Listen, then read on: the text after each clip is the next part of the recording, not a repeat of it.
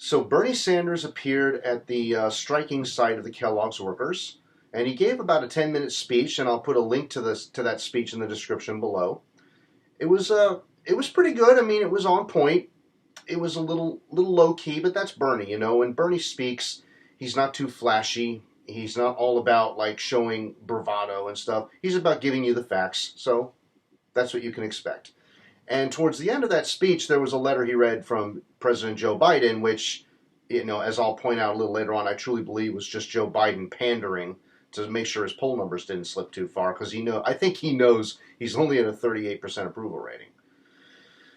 But I also heard and saw from the damage report, John Iadarola, that the Kellogg's workers and Kellogg's corporate may have reached a tentative agreement, but I'm not so sure how true that is. Okay, I still don't have all the facts on that yet. Let's hope that something really good comes out of this.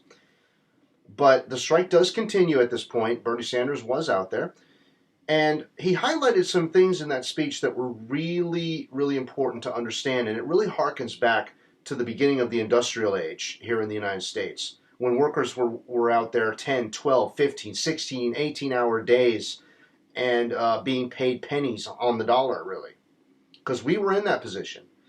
And ever since then, when we started having minimum wage laws with the New Deal, we had no child labor.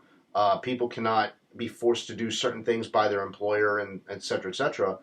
That's when they started saying, okay, well, we need to be able to find more places to exploit. Where are we going to go? Well, that's when NAFTA comes along and they outsource to Canada and China. Of course, I got Canadian colors on, Love my Canadian brothers and sisters there. But they also started going over, when that started to backfire a little bit, they were like, okay, well, let's do a deal with China. And then that's where Bill Clinton came in and he did the permanent relation with China, and they started doing trade deals. And now, as a result of that, China has essentially surpassed the United States as the world's wealthiest country. Now, we also go, of course, to India, to Bangladesh, to Afghanistan, to all kinds of places, to Taiwan and all these other areas that are where labor is cheaper, essentially. So capitalism as it existed in the industrial age here in the United States continues around the world, because we're asking too much, right? According to these employers. Well, that shows you right there. Capitalism has no allegiance to a country. So to equate American with capitalist is just asinine, because an American capitalist will go wherever the profits are. And as Richard Wolff points out in his latest little clip, it's called Hostage to Profit. I can actually put a link to that one at the bottom as well, is that we can run a business, you can have profits made, but the key is to not have profit as your primary motivator. Once that happens, you start treating everybody and everything around you as expendable in pursuit of profit. And in so doing, you're actually destroying the very means by which profit can be made. You're endangering it. And as I've said before, I got it so long ago, I don't even remember at this point, but, excuse me, that eventually you do this thing around the world when people start demanding higher wages, better standard of living. You go, okay, I'll go to this place. Oh, they've caught on, I'll go to this place. And they've caught on, I'll go to that place. And then eventually, these employers are going to run out of places to exploit, because the whole world's going to know the game. And then what? And thank goodness for the internet now. I mean, videos like this hopefully could reach a global audience and be like, hey guys, if an American company comes to your neck of the woods, understand what their motivation is. It's not to help you. It's to maximize their profits at your expense. So think twice before agreeing to anything.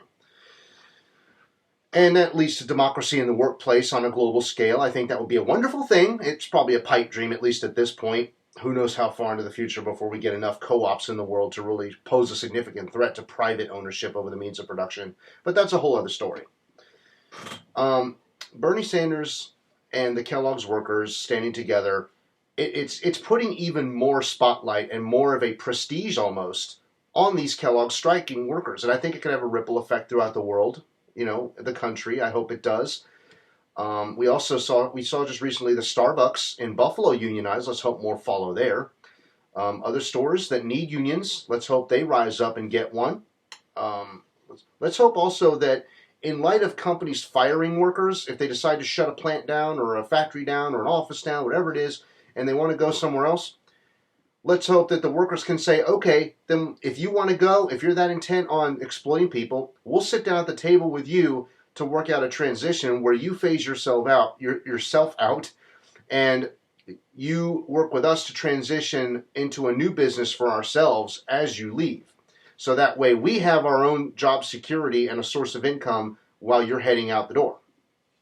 That would be the much better arrangement. Now, what Bernie points out here, of course, as you'll see in the video once you view it, is that, and he says, quote, if you love America, you love the workers. And that's, in a way, that's true, but it's a little more subjective than that.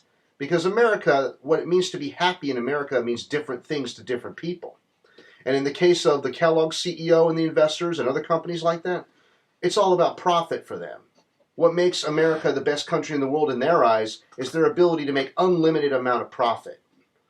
So there's that. But also, he was pointing out the fact that some of these workers have been working 10, 12, 16-hour days. He mentioned one instance where a worker had worked 120 days straight with no day off. That's insane. That's really crazy. I mean, that's like literal slavery shit. So Kellogg's really has a lot to be ashamed of here. And future people who want to build a business in the future need to take into account that the consumers out there, who also are the workforce, they want a more humane system. And if you really believe that the customer is always right in the sales game and you want to maximize your profits, hey, you better start treating people with respect. And like another quote Bernie said was, you don't treat people who sacrifice their lives for your company with disrespect and contempt. And he's right about that. But unfortunately, that harkens back again to what I was just saying about how the CEOs and the investors, these capitalists, they're not about the workers. They don't care about them. They just care about the profits. The only way that you can stop that from happening is by having those particular people elected in a democratic workplace. So the CEO, the board of directors, are all elected by the workers. That's how that should work. It would make more sense because that makes the board and the CEO accountable to the workers, not some outside investors. Another thing you could do is, in the private sense anyway, is you could make it so that only the workers can be shareholders. And you have to surrender your shares. You can liquidate your shares and have them, given to you in cash form, check form, whatever, as a severance package if you are terminated or you decide to leave the company. This is already the case with some executives, particularly CEOs, when they leave. My company, for instance, when Bob Nardelli was the CEO, that was kind of when I started. The guy had run the company to the ground so badly. I remember when the stock price was only $18 and now it's almost $400. Wow. But when he ran into the ground like that, he was paid $216 million just to leave. That's crazy. Like, that's psychotic. Why would you do something like that? But this should be on a smaller scale, of course. What workers leaving the company should do, not CEOs, not investors or corporate members of the board. No. That should be the case with the workers because they're the ones who are going to need that cushion in pursuit of another job or another field entirely. And again, that's one of the reasons why I support universal basic income to compensate for things like that when they're lacking, but that's another story again. So Bernie Sanders here really showed solidarity with the workers. He acted like a real man of the people. And this is what a true politician does. This is what a true representative of the people does. And moreover, this is what a president does, a real president. Joe Biden, you'll notice in this clip, was nowhere to be found. He just read a letter from Biden saying, keep up the good work. I stand in solidarity with you. Signed Joe Biden. I'm paraphrasing. But that's pandering. You know why? Because Joe Biden doesn't care. He's not the working class Joe who cares about the union people. No, he doesn't. No, he doesn't. If he did, he'd be out there on the picket lines with the workers. Now, for some of you out there who might be going, well, he's got bigger things to do. He's got to meet with foreign leaders. He's got to worry about meeting these corporate people and stuff. You know what I would say? I say if somebody really cares about the workers and he really stands in solidarity with those union people, he would be the one out there along with Bernie.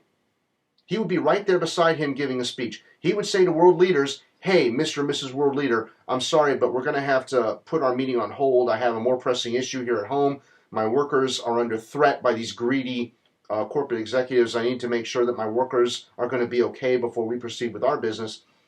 That's what a real president would do. And that's what Bernie's doing right now.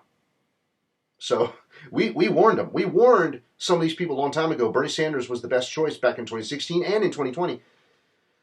I would be absolutely amazed if he tried to run again in 2024. That's probably never going to happen. But Bernie Sanders is showing what a real president should do here. And we all need to stand with these Kellogg's workers. We all need to be staying solidarity with them. We should not cross that picket line. Boycott Kellogg's products. Don't buy any of them. Let Kellogg's know their greed is unacceptable in today's America. In fact, it's just unacceptable in principle.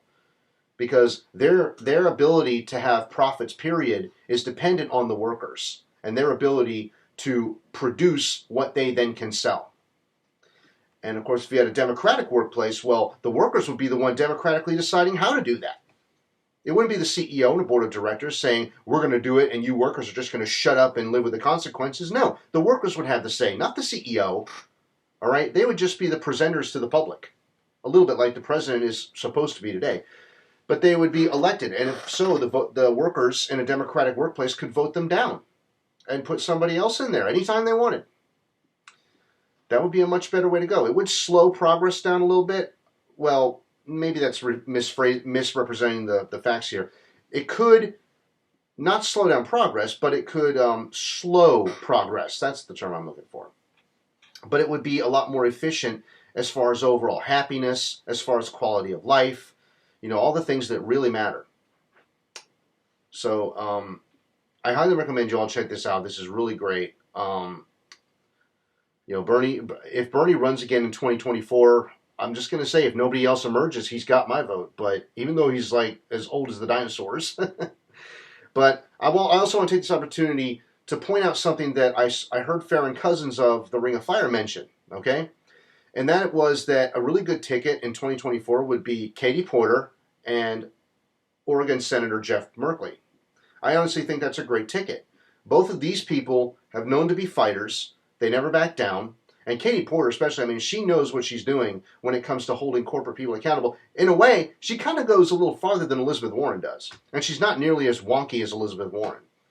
So I think Katie Porter and Jeff Merkley would be a great 2024 ticket. If you all agree, please say so and push forward for that. And if Bernie runs, again, he's got my vote, even though he'll be old as dirt. But it's about the ideas for me. So let's stand in solidarity with these workers, and let's put America on the right course.